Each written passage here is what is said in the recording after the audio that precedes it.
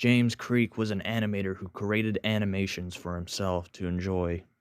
Creek's animations were only written on cheap paper. For some reason, I wasn't really a fan of his drawing style. But that's just me.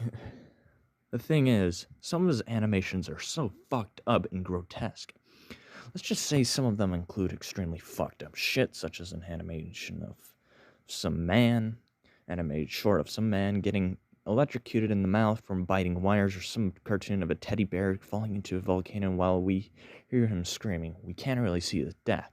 Screams sound very, very painful, to be honest, but there was this one specific cartoon that Creek made during the late 1980s that stood out to me.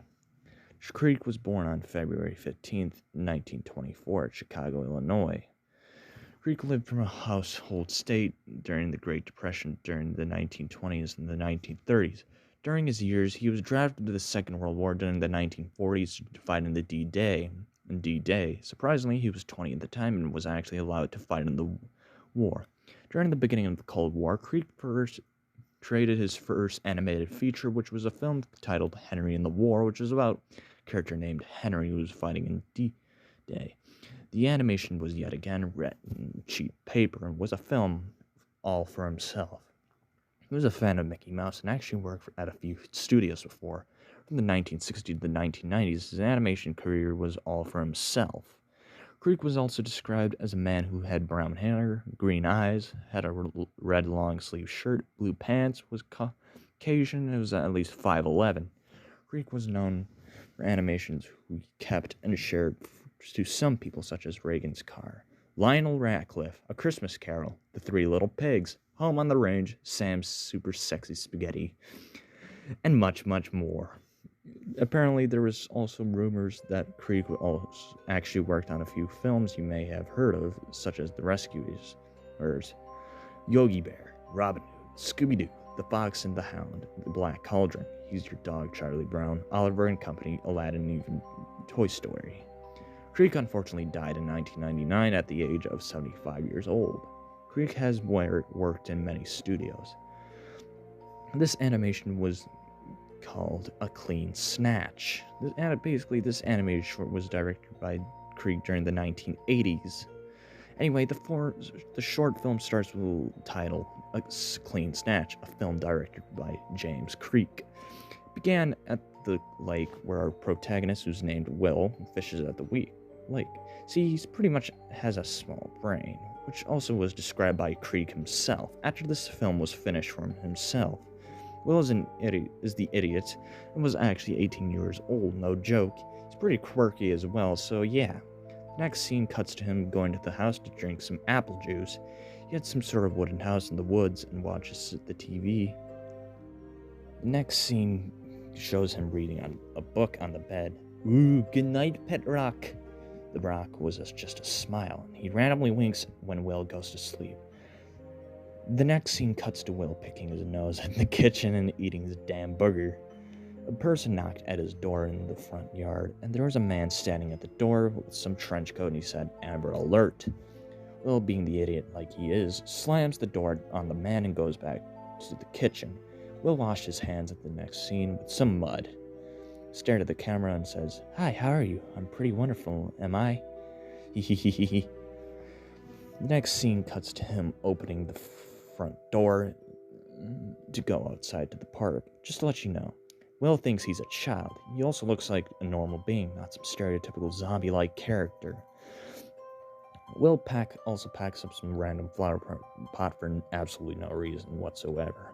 He comes to his car and drives awfully. He would keep crashing the poles and go back to the roads. When Will arrived at the playground, he literally crashed into the side, which, by the way, said, "Welcome to the playground, motherfucker." And keep a note, Creek's films aren't necessarily for kids. That's pretty much what the sign said. The next scene cuts to Will playing at the playground and going down the slide. He goes again and breaks the third time.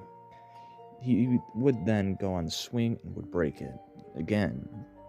This would cause pretty much destruction property at the playground. Will acts like a child, by the way. This led Will to be kicked out of the playground by the staff member named Andy, and he would have to go back to his house. While going back to the house, Will gets to see some random van with 4 men inside it. Then a man's head pops out and tells Will like a stereotypical stranger. He said, "Hop into my van, I have free candy inside."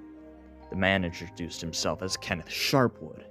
He also introduces the 3 other men as Martin Smart, Charles Angelo, and Thomas Franco. Will reveals his last name is William Carwell. Will then tells, "I love candy, can I get some?" Kenneth then responds, "Come inside our van, it's free candy." When Will comes inside the van, Martin smashes a glass onto Will's head. This, of course, knocks out Will. Charles ties Will up, and Thomas puts some tape in his mouth so he won't scream. The next scene cuts to some house. Will is tied up and kidnapped. Kenneth would then drug Will, and minutes later, the screwed up parts begin, where Kenneth removes the tape from Will's mouth. Will wakes up and sees Kenneth's face. However, something about his face would really give you an eerie, very, really creepy feeling. It's probably those eyes that stare right at your soul and his ugly-ass teeth.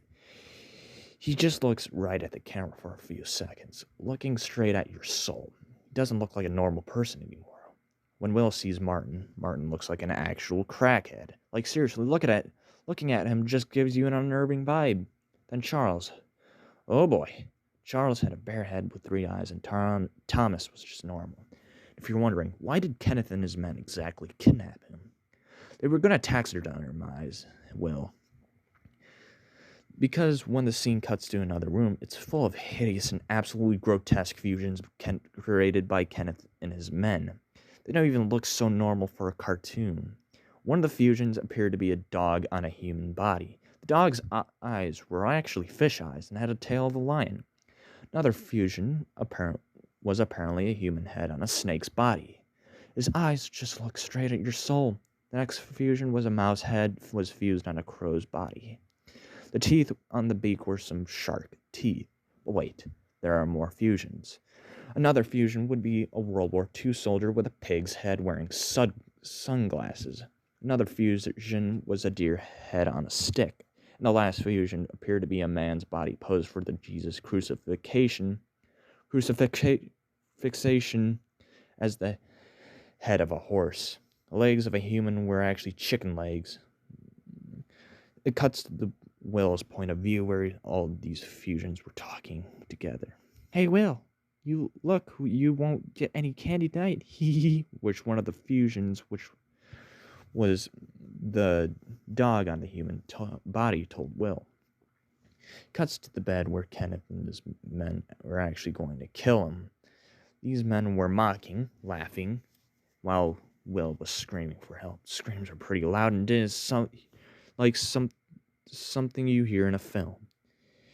It cuts to Kenneth using his box of tools to pretty much taxidermize Will.